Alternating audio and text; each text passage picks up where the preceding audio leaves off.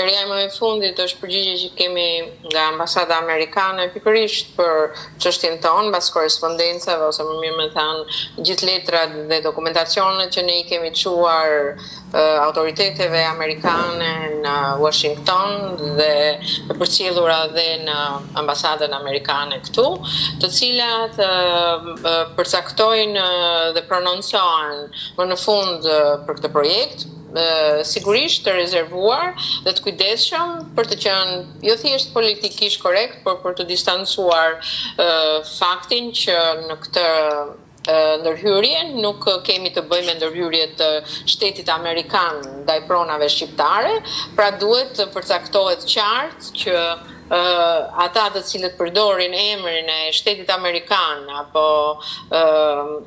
fondeve amerikane duhet ta përcaktojnë qartë rolin e tyre për të thënë që ky projekt jo domosdoshmërisht mund të bëhet në emër të tyre.